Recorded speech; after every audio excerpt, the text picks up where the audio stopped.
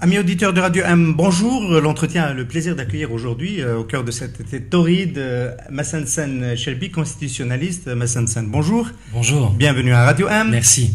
Le sujet est un peu sous le sens, la Constitution, il en est question tous les jours.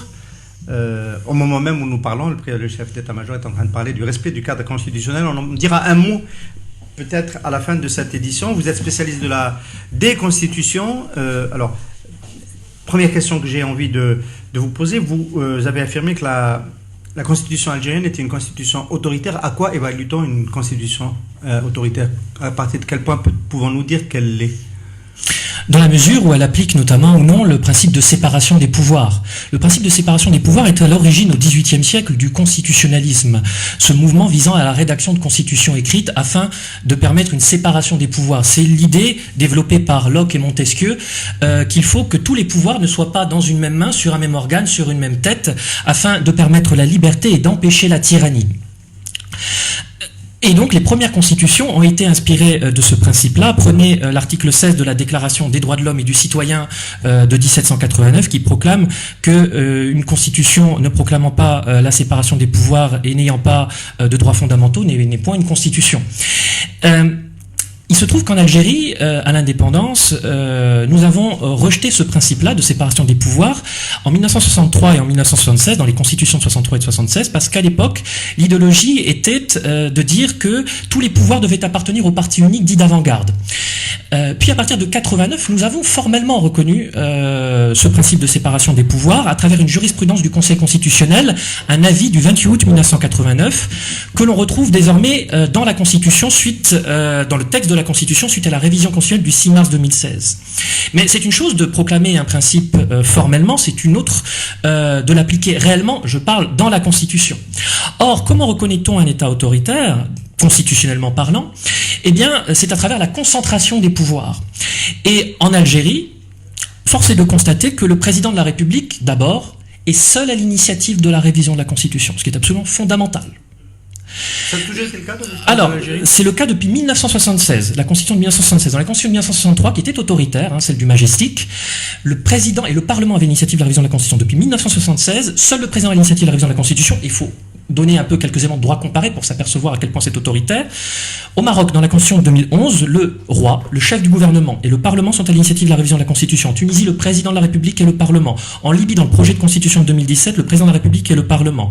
En Mauritanie, le président de la République et le Parlement. En France, le président de la République, sur initiative du Premier ministre, lequel est responsable devant le Parlement, et le Parlement, en initiative de la révision de la Constitution. En Espagne, le gouvernement et le Parlement. Aux États-Unis, en régime présidentiel, le président n'a pas l'initiative de la révision de la Constitution. Seul le Congrès et les législatures ont l'initiative de la révision de la Constitution. Alors, en Suisse, une seconde. Pour terminer, en Suisse et en Californie, le peuple et le Parlement ont l'initiative de la révision de la Constitution. En Algérie, seul le président de la République a l'initiative de la révision de la Constitution. Alors, il y a peut-être une confusion là. Il faut peut-être ralentir une seconde, Massensen Shelby, pour expliquer à nos amis auditeurs la différence entre l'initiative de la révision constitutionnelle et l'adoption de la Constitution. Parce que les Algériens pensent que parce qu'on peut revenir vers eux pour adopter un texte constitutionnel, qu'ils ont en fait le dernier mot, qu'ils sont souverains. Mais l'enjeu d'initier, d'engager cette révision est aussi un enjeu important du point de vue de la Constitution et un indicateur d'évaluation de son niveau d'autoritarisme. En fait, ça pose la question de qui est le souverain. Et donc, de quelle manière reconnaître, déceler cette souveraineté? Est-ce que c'est seulement en votant la Constitution, ou c'est en étant aussi à l'initiative de du vote de la Constitution, en disposant du pouvoir constitutionnel, du pouvoir constituant originaire, non pas seulement en votant la Constitution, mais aussi en l'écrivant soi-même. Et le problème, c'est que effectivement, on a cette conception qui est de dire que le peuple est constituant parce qu'il a ratifié la Constitution par vote, mais s'il ne l'a pas lui-même écrite, notamment à travers une constituante, le peuple n'est pas réellement souverain en réalité. Alors, quand il s'agit d'une nouvelle constitution, Oui. on parle plutôt de constituante, et quand il s'agit d'une révision constitutionnelle, les peuples qui ont le pouvoir de prendre l'initiative le font à travers leurs représentants, en général le Parlement. Voilà, tout dépend. En fait, on distingue en droit constitutionnel le pouvoir constituant originaire, c'est écrire la nouvelle constitution, du pouvoir constituant dérivé. Et généralement, les procédures ne sont pas les mêmes. Alors souvent, vous avez la procédure de la constituante pour écrire la constitution nouvelle. Parfois, c'est le gouvernement qui va l'écrire. C'est le cas de la constitution de 1958 en France. Parfois, c'est le roi, comme dans la charte constitutionnelle française de 1814. Il se pose la question aussi de comment a lieu la ratification de cette constitution. Ou bien elle est promulguée par le roi, par exemple, la charte de 1814, ou bien elle est adoptée par un référendum, c'est le cas en France en 1958, ou bien elle est adoptée par l'Assemblée constituante, ou bien l'Assemblée constituante qui a écrit la Constitution va ensuite la remettre à référendum. Il y a plein de modèles extrêmement différents. Aussi, parce qu'en règle générale, les assemblées constituantes, si elles sont élues pour écrire une constitution, c'est elle qui la ratifie, c'est elle qui la vote. Ça dépend, ça dépend. Par exemple, en France, en 1945-1946, les deux assemblées constituantes qui ont lieu à ce moment-là ont écrit la Constitution, mais ensuite l'ont fait passer par référendum. En Tunisie, en 2011-2014, la Constitution a été écrite par le Parlement et adoptée par le Parlement. Il n'y a pas eu de référendum. Il y a différents modèles qui existent. Alors, évidemment, le plus démocratique. En Algérie, au moment de l'indépendance, en 63, pas de référendum. Si, référendum en Algérie en 63. Bon, à l'époque, comme vous le savez, c'était plus ou moins formel, avec 99% de oui, assez unanimiste. Mais en Algérie, référendum, oui. Alors, les autres critères d'évaluation, c'est aussi la possibilité de saisir le Conseil constitutionnel qui est supposé être l'instance qui vérifie la conformité des lois avec la Constitution. Oui, mais juste avant de revenir au Conseil constitutionnel, je me permets juste, au-delà de l'initiative de la révision de la Constitution, le président de la République dispose du pouvoir de prendre des ordonnances en période d'intercession parlementaire, du pouvoir réglementaire autonome, peut nommer walisés généraux sans contre-seing du Premier ministre responsable devant le Parlement, sans contrôle du Sénat, comme c'est le cas aux États-Unis en régime présidentiel américain, donc sans aucun contrôle, dispose des affaires étrangères et de la défense nationale, peut dissoudre le Parlement, dispose d'un droit de veto contre les lois adoptées par le Parlement, d'un droit de veto indirect via la nomination d'un tiers des membres du Conseil de la Nation, peut décréter l'état d'urgence, l'état de siège et l'état d'exception sans aucun contrôle, et le tout, sans être ni responsable pénalement, comme par exemple ça existe en régime présidentiel américain à travers l'impeachment, les actes manifestement contraires avec l'exercice du mandat du président de la République en France, ou la violation grave de la Constitution en Tunisie, ni même responsable politiquement, alors qu'il dispose de pouvoirs totalement exorbitants. C'est-à-dire que le président peut faire à peu près ce qu'il veut, sans qu'aucun contrôle ne puisse être fait à son encontre, sans qu'aucune responsabilité ne puisse être déclenchée contre lui. Prolongement de mandat le 11 mars dernier, c'est peut-être une illustration de cela. Exactement, c'est une très bonne illustration, puisque effectivement, par un décret présidentiel du 11 mars 2019, le président de la République a annulé les élections présidentielles qui devaient avoir lieu. Ce faisant d'ailleurs, il est allé à l'encontre d'une jurisprudence du Conseil constitutionnel du 20 août 1989, dans laquelle celui-ci avait considéré que les élus devaient impérativement remettre leur mandat à échéance sur le fondement de la souveraineté populaire. Et ici, il y a eu prolongation du mandat du président de la République par l'annulation de ces élections présidentielles. Et elle aurait pu, cette prolongation, faire l'objet d'une haute trahison. Mais il n'y a pas de haute trahison. Certes, il y en a une qui est prévue par l'article 177 depuis 1996, mais pour cela, pour l'appliquer, il faut une loi organique qui n'a jamais été promulguée depuis cette époque. Donc le président est irresponsable politiquement et pénalement, et constitutionnellement, contre le président algérien qui avait pris une telle décision gravissime. Il n'y avait strictement rien à faire. Aucun recours constitutionnel. Rien. Oui, on a bien compris. On va dire donc, on va continuer d'évaluer les critères qui permettent de dire d'une constitution qu'elle est autoritaire. Donc j'évoquais les possibilités de saisine du Conseil constitutionnel.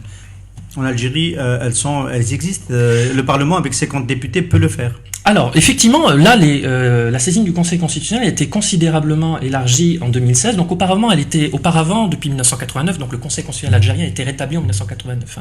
Il avait existé entre 63 et 65, enfin, théoriquement dans la Constitution, puisqu'il n'a jamais été mis en place.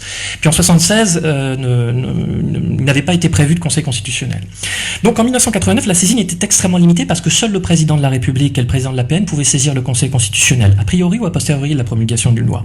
Puis, en 1996, le président du Conseil de la Nation nation. Et en 2016, on a introduit d'un coup tout un tas de révisions constitutionnelles qui ont eu lieu auparavant en France, au Maroc et en Tunisie. Et on a introduit la possibilité, donc cette fois-ci seulement a priori de la promulgation d'une loi, la possibilité pour le Premier ministre, mais aussi 50 membres, 50 députés et 30 membres du Conseil de la Nation de saisir le Conseil constitutionnel, ainsi que la possibilité pour tout à chacun, lors d'un procès, de se prévaloir d'une disposition constitutionnelle de droits et libertés garantis par la Constitution qui serait contraire à une loi qui s'applique lors du procès. C'est ce qu'on appelle le contrôle de constitutionnalité par voie d'exception et qui est rentré en vigueur le 7 mars dernier. À aucun moment les députés il y a eu des situations où ils auraient pu le faire. Il y a eu des situations où ils auraient pu le faire. A priori, ça veut dire qu'il faut le faire avant la promulgation. Il faut le faire avant la promulgation d'une loi. Mais une fois que la loi est promulguée, si elle porte atteinte à des droits et libertés, des particuliers peuvent, lors d'un procès, lorsque la loi s'applique lors de ce procès, saisir indirectement via les cours suprêmes qui sont la Cour suprême pour l'ordre judiciaire et le Conseil d'État pour l'ordre administratif, ils peuvent saisir le Conseil constitutionnel. Alors, on va dire un mot, on va profiter de tout ça est très intéressant, on va profiter de votre science des constitutions pour essayer de comprendre pourquoi dans l'histoire politique du XXe siècle, il y a eu des traditions qui se sont établies, les unes plutôt parlementaristes et les autres plutôt présidentialistes. L'Algérie est tombée dans la marmite avec beaucoup de pays arabes, dans celle du présidentialisme qui est devenu un hyper-présidentialisme dans les années Bouteflika. Est-ce que c'est lié à la culture des pays, à des accidents d'histoire? On peut voir que des pays qui sont sensiblement proches au niveau économique, la France, l'Allemagne, l'Angleterre, ont des traditions constitutionnelles différentes. Déjà, peut-être juste rappeler la différence entre régime présidentiel, parlementaire et présidentialisme, car le présidentialisme n'est pas le régime présidentiel. Dans l'idée de séparation des pouvoirs, on distingue généralement le régime présidentiel du régime parlementaire en qualifiant le régime parlementaire comme étant marqué par une séparation souple des pouvoirs et le régime présidentiel par une séparation stricte des pouvoirs. Séparation souple des pouvoirs en régime parlementaire parce qu'il y a une interdépendance des organes, c'est-à-dire que le gouvernement est responsable devant le Parlement, et l'exécutif peut dissoudre le Parlement, à contrario. Par ailleurs, il n'y a pas de spécialisation des fonctions. Par exemple, l'initiative législative appartient autant au gouvernement qu'elle appartient au Parlement. Tandis que dans le régime présidentiel, dans cette idée de séparation stricte des pouvoirs, il n'y a pas d'interdépendance des organes. Le président américain ne peut pas dissoudre le Congrès. Et le Congrès ne peut pas renverser politiquement le président américain, tandis qu'en matière de spécialisation, il y a une spécialisation des fonctions, c'est-à-dire que, de la séparation stricte des pouvoirs, l'initiative législative n'appartient qu'au Congrès, pas au président américain. Mais en réalité, c'est une vision, c'est une conception vue d'Europe, puisqu'en réalité, vous avez des checks and balances dans le régime présidentiel américain qui font que le président américain dispose d'un droit de veto et qu'à contrario, le Congrès dispose de la possibilité d'engager la responsabilité pénale du président américain à travers l'impeachment. Le présidentialisme, c'est autre chose. Présidentialisme, c'est pas la séparation stricte des pouvoirs du régime présidentiel américain. Le présidentialisme, c'est la concentration des pouvoirs au profit du président de la République. Ce qui est complètement autre chose. Hein. Et ce que l'on connaît actuellement en Algérie. En Algérie, d'ailleurs, théoriquement, nous sommes dans un régime parlementaire présidentialiste. Parce que le gouvernement est responsable, même si c'est de façon très limitée, devant le gouvernement. Le gouvernement est responsable devant le Parlement. Le gouvernement est responsable devant le Parlement. Mais le président de la République dispose de pouvoirs propres absolument considérables, pouvoirs propres d'autant plus considérables qu'il est irresponsable, comme je l'avais dit, à la fois politiquement et pénalement. Et ça, c'est le présidentialisme. Alors quand même, question, le régime présidentiel tel que vous venez de le redéfinir, j'ai presque envie de dire que c'est comme le gaz de schiste, il n'existe qu'aux États-Unis. Il n'existe pratiquement. On considère que les États-Unis, en matière de régime présidentiel, sont un modèle unique en la matière. C'est-à-dire que quand on étudie, en première année de droit à la fac, le régime présidentiel, on étudie le régime américain, en réalité. Par contre, quand on étudie le régime parlementaire, on étudie les différents modèles anglais, allemand, français, italien, etc. Mais pour le régime présidentiel, on considère qu'il n'y a que les États-Unis qui sont un réel régime présidentiel, parce que les pays qui ont suivi ce modèle-là, notamment en Amérique du Sud, sous l'influence américaine, ont sombré dans la dictature et dans le présidentialisme. Et en fait, les États-Unis ont réussi à préserver cette séparation des pouvoirs, mais pour des raisons qui sont propres à cette société. et qui sont notamment le fait que, alors c'est un pays fédéral, donc déjà ça c'est une particularité. C'est important. Et le Brésil aussi était un pays fédéral, mais ça l'a pas empêché d'eux. Mais aussi les États-Unis ne sont pas marqués par, si vous voulez, des oppositions politiques radicales en fait entre républicains et démocrates. C'est-à-dire, qu'est-ce que je veux dire par là, un républicain peut voter avec un démocrate, un président républicain, un congrès démocrate. Le Congrès pourra voter en faveur de projets du président américain. Il faut savoir qu'aux États-Unis, les 2/3 du temps, les États-Unis vivent en période de cohabitation. Alors justement, c'est le mot que j'allais prononcer. Alors, dans les régimes où il y a un président qui est élu au suffrage universel et où le gouvernement est responsable devant le Parlement, exemple en France, mais aussi en Algérie, en théorie, on peut arriver à des situations de cohabitation, c'est-à-dire que la majorité parlementaire et donc le gouvernement qui en est issu n'est pas de la même famille politique que le président qui a été élu au suffrage universel. Est-ce que c'est pas quand même le meilleur indicateur de la vivacité d'un modèle ambivalent, enfin où il y a un président élu au suffrage universel et un parlement qui a les pouvoirs d'un parlement dans la tradition anglo-saxonne?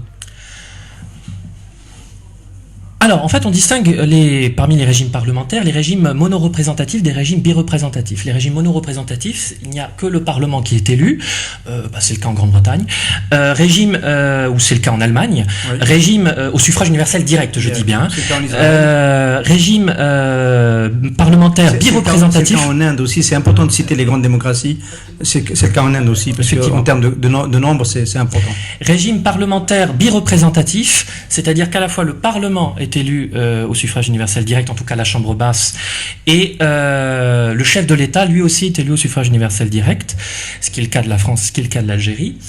Mais cela ne donne pas nécessairement plus de pouvoir au président de la République, à la fois dans le droit, mais aussi dans la pratique. Vous prenez l'Autriche. L'Autriche est un régime parlementaire bireprésentatif. Le président de la République est élu au suffrage universel direct. Tout comme le Parlement. Et néanmoins, quel est le personnage, le chef de l'exécutif, le personnage le plus important? C'est le chancelier, pas le président de la République. On entend tout le temps parler de l'extrême droite parce que ça se passe là-bas, c'est le chancelier. C'est le chancelier.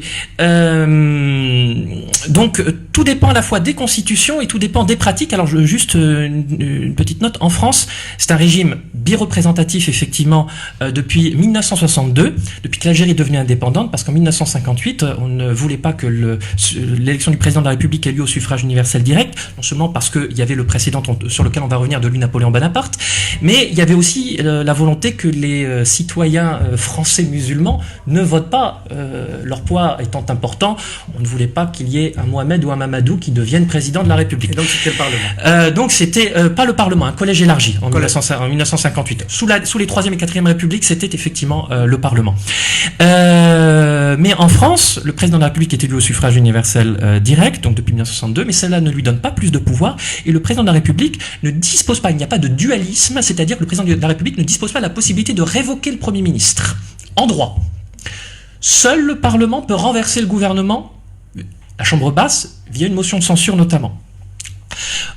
Tandis qu'en Algérie, nous avons un régime parlementaire, présidentialiste, bireprésentatif, dualiste, où, en droit, le Premier ministre peut être révoqué par le président de la République et le gouvernement peut être révoqué par le Parlement. Mais, attention, en France, dans le texte de la Ve République, dans le texte de la Constitution de 1958, seul le Parlement peut renverser le gouvernement.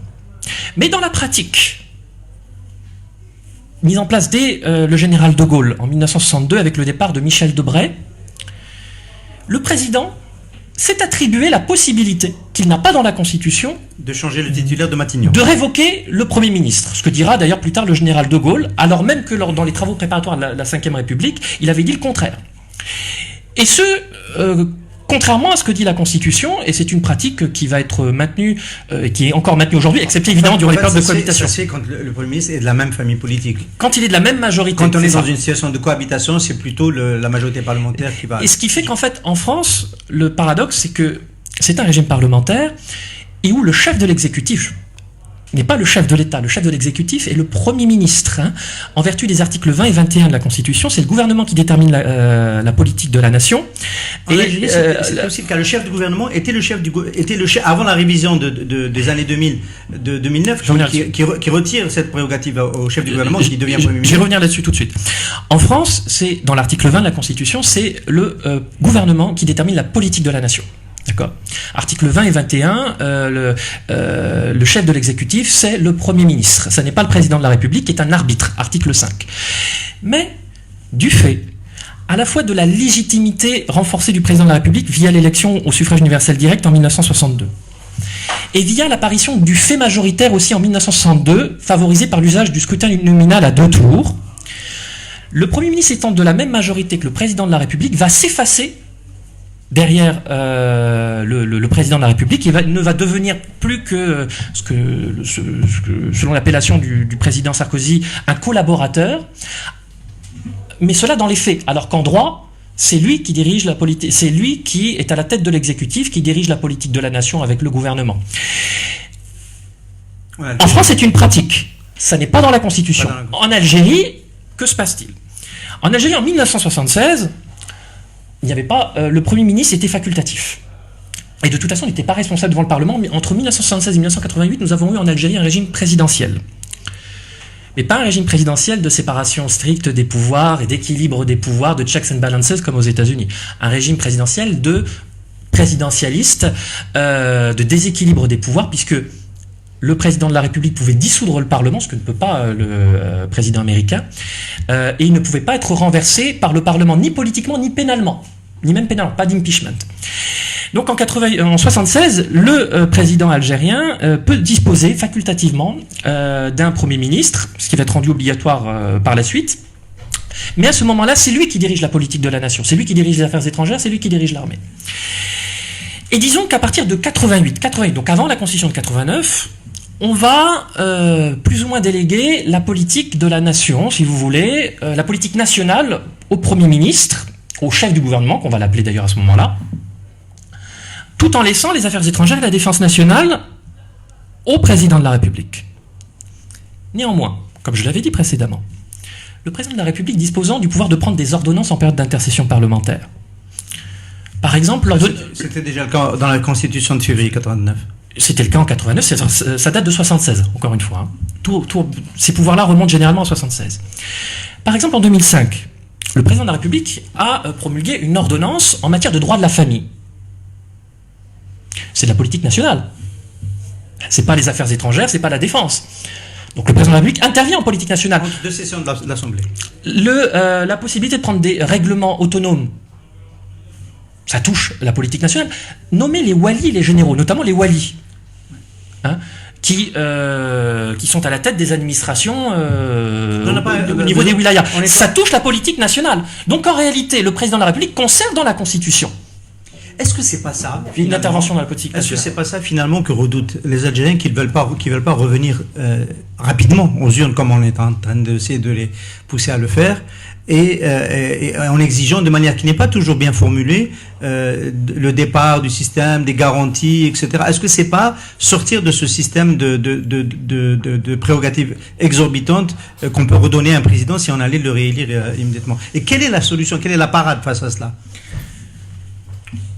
Comment sortir d'un système sans sortir de la constitution de ce système-là, qui est une constitution ouvertement autoritaire, qui est une constitution dont il suffit simplement de la lire pour se rendre compte qu'elle est autoritaire. C'est qu'il faut effectivement changer de constitution, si l'on veut un changement de système.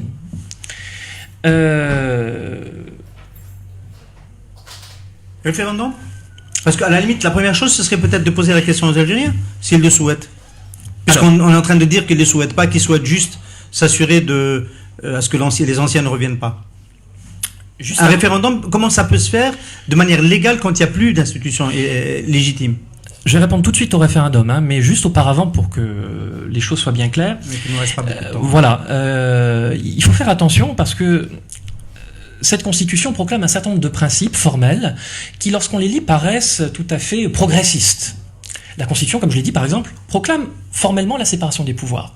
Mais substantiellement, un certain nombre d'articles vide de sa substance ce principe-là. Le fait que la Constitution offre des pouvoirs exorbitants au président de la République. La Constitution proclame la souveraineté du peuple.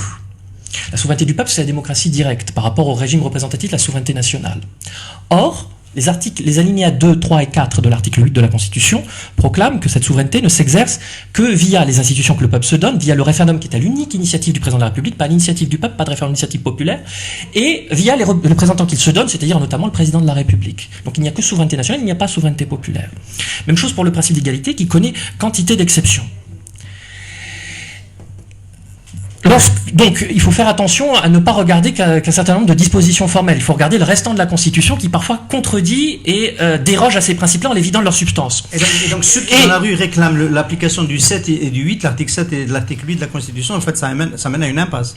Ça mène à une impasse puisqu'en fait, les articles 7 et 8, l'article 8, en fait, déroge aux articles 7 et 8. En fait, l'article 8, dans ses alinéas 2, 3 et 4, déroge aux articles 7 et l'article 8, alinéa 1er. Article 8, alinéa 1er, le peuple, le pouvoir constituant appartient au peuple. Très beau principe. Mais pas d'effectivité. Mais seul le président de la République est à l'initiative de la révision de la Constitution. Le peuple n'est pas à l'initiative de la révision de la Constitution, comme c'est le cas par exemple en Suisse ou en Californie. Donc, c'est plus une revendication politique que l'on comprend éminemment dans ces manifestations, mais juridiquement, c'est inapplicable. On a bien compris cela.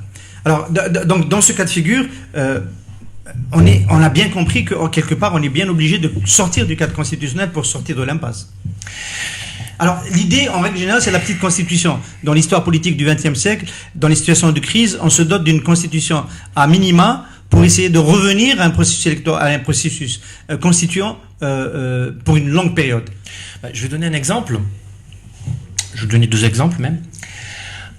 En France, en 1940, l'Assemblée nationale avait donné les pleins pouvoirs constituants au maréchal Pétain. Comme vous le savez, il y a eu après la défaite. Donc après la défaite. Et en 1944, le gouvernement provisoire de la République française va faire une ordonnance, va promulguer une ordonnance du 9 août 1944, dans laquelle il va considérer que tous les actes pris depuis 1940 sont nuls et non avenus. Et donc y compris les pleins pouvoirs donnés au maréchal Pétain, les pleins pouvoirs constituants. Et il va proposer aux Français par référendum, en octobre 1945, donc sans suivre les formes, il va proposer aux Français, voulez-vous retourner dans les institutions de 1875, dans les lois constitutionnelles de 1875, la Troisième République, ou voulez-vous aller vers une constituante? Auquel cas, il prévoyait, durant cette période-là, la période de la constituante, une petite constitution provisoire, pour régler l'organisation des pouvoirs publics durant cette période, qui prévoit notamment la responsabilité du gouvernement devant le Parlement, etc. Mais de façon très succincte. On va pas vous laisser citer le deuxième exemple Messensen, qui en Algérie, si on devait adopter cet artifice, entre guillemets, juridique, qui pourrait être l'initiateur de cette petite constitution. Oui, alors je rappelle que l'Algérie a connu 5 petites constitutions dans son histoire. Hein, c'est quelque chose qui est bien connu en Algérie. Hein. On peut en rappeler quelques-unes. On peut en rappeler quelques-unes. 1962, l'Algérie est indépendante. C'est simple, elle n'a pas de constitution. Donc que fait-on? On fait des petites constitutions provisoires en attendant la Constitution de 63. En attendant la Constitution. La loi référendaire du 20 septembre 63 et le règlement intérieur de l'Assemblée constituante, de l'Assemblée nationale constituante du 20 novembre 1962. Donc le 20 septembre 62 et 20 septembre 62 et le règlement intérieur de novembre 1962. Puis ensuite, le colonel Boumedienne va faire un coup d'État contre Ahmed Ben Bella et il va révoquer la Constitution 63 et va mettre en place une petite constitution. Alors c'est un contre-modèle. Hein. C'est l'ordonnance du 10 juillet 1965 qui va durer pendant 11 ans. Donc c'est une petite constitution qui dure, c'est pas fait pour ça en principe. Et en 92 et 94, durant la période où il n'y avait plus de président de la République élu au suffrage universel direct, il n'y avait plus de parlement non plus élu au suffrage universel direct, l'Algérie a connu aussi 2 petites constitutions de transition. La Tunisie, entre 2011 et 2014, il se trouve qu'en 2011, les Tunisiens avaient un problème, c'est-à-dire que s'ils continuaient à appliquer la Constitution de 1959, ils allaient vers l'élection d'un dictateur constitutionnel, en raison des pouvoirs exorbitants qui, comme en Algérie, existaient dans la Constitution de 59. Donc qu'est-ce qu'ils ont fait dans un premier temps? Ils ont gelé la Constitution de 1959 par un décret-loi de mars 2011. Puis lorsque l'Assemblée constituante a été élue, l'Assemblée nationale constituante, qui avait une légitimité démocratique, ils ont tout bonnement et simplement abrogé la Constitution de 59 et par la loi constitutionnelle du 16 décembre 2011, ont écrit une petite constitution qui a géré la période de transition entre 2011 et la promulgation de la Constitution de 2014. Qui a rédigé cette petite loi? Décembre 2011, la Constituante avait déjà été élue. Oui, elle avait été élue Donc, et elle a aussitôt elle a aussitôt élaboré, elle avait la légitimité démocratique. Donc ça me ramène à ma question, je garde le fil. Qui peut le faire en Algérie aujourd'hui? Donc il y a eu deux étapes en Tunisie. Il y a eu d'abord une première mais il y a petite eu- c'est constituante. une constituante qui a. Oui. Donc en Algérie, ça peut se faire en fait en deux étapes. Ça Aussi. peut se faire d'abord par le gouvernement de transition, qui peut geler la constitution actuelle en matière de l'organisation, en ce qui concerne l'organisation des pouvoirs publics, évidemment pas les droits et libertés fondamentaux. Il peut geler la constitution actuelle pour l'organisation des pouvoirs publics, dissolution du Parlement, du Conseil constitutionnel, etc. Et une fois l'autorité légitime élue au suffrage universel direct, notamment une assemblée constituante, celle-ci peut élaborer une deuxième petite constitution qui, elle, disposera de la légitimité démocratique Le temps d'avoir la constitution. et qui définitive. va gérer le pays le temps d'avoir une constitution, effectivement. Une chose étant certaine, on va finir sur cela, les régimes, tendance à l'international, mais tendance notamment pour la région qui est la nôtre, celle de la région MENA, on a vu quand même des mouvements inverses. On a le sentiment quand même que historiquement, les mouvements démocratiques réduisent des pouvoirs des présidents, renforcent les pouvoirs des représentants du peuple. Mais en Turquie, on a un peu le contre-modèle avec la présidentialisation du modèle turc autour de Erdogan. La Tunisie a fait l'inverse. L'Algérie aujourd'hui, pour avancer, elle est obligée de suivre un peu ce chemin de le renforcement des pouvoirs du Parlement. Alors, dans des pays marqués par l'autoritarisme d'un président de la République, c'était pas le cas en Turquie auparavant, hein. Il n'y avait pas d'autoritarisme du président de la République qui était un président totalement effacé auparavant. Ce qui comptait, c'était le Premier ministre. Donc, dans les pays marqués par l'autoritarisme du président de la République, du chef de l'État, prenez l'Espagne qui a connu le franquisme, prenez l'Allemagne qui a connu le nazisme, prenez l'Italie qui a connu le fascisme. Eh bien, une fois que ces régimes sont tombés, les constituantes de ces pays-là, qu'est-ce qu'elles ont fait? Elles ont limité considérablement les pouvoirs du chef de l'État. En Espagne, c'est le roi qui est encore moins puissant que la reine d'Angleterre. Et en Allemagne et en Italie, on a des présidents qui ne sont même pas élus au suffrage universel direct et qui ont des pouvoirs assez symboliques d'arbitre, etc. Donc généralement, ce qui se passe dans les régimes autoritaires, les régimes qui s'ouvrent vers la démocratie, qui ont connu un régime autoritaire, c'est évidemment il y a une volonté de réduire les pouvoirs du chef de l'État. Et juste pour dire qu'en Algérie, le zaïmisme n'est pas une tradition si bien ancrée que l'on pourrait le penser, puisque par exemple en 1962, la Fédération de France du FLN avait proposé lors du congrès de Tripoli un projet de constitution dans lequel elle ne proposait pas un président de la République tout puissant élu au suffrage universel direct, mais elle proposait un présidium, c'est-à-dire un exécutif collégial, un directoire composé de 11 membres. Ça, c'est dans la tradition du CNRA de la Soumam et des suivants. Mais on peut donc espérer retrouver ce cheminement-là dans les mois qui viennent, parce que ça bloque sur la présidentielle. Le principe, c'est que quand il y a une constituante, la constituante, elle est constituée de députés. Et que ces députés n'ont aucun intérêt à donner les pleins pouvoirs à un président dictateur. Donc, l'intérêt d'une telle constituante, c'est qu'elle nous conduirait, en principe, vers une consécration effective, hein, non pas seulement formelle, mais une consécration réelle de la séparation des pouvoirs. Qui est le véritable enjeu, on l'a très bien compris. Merci beaucoup. Massensen Cherbi, on en a beaucoup appris.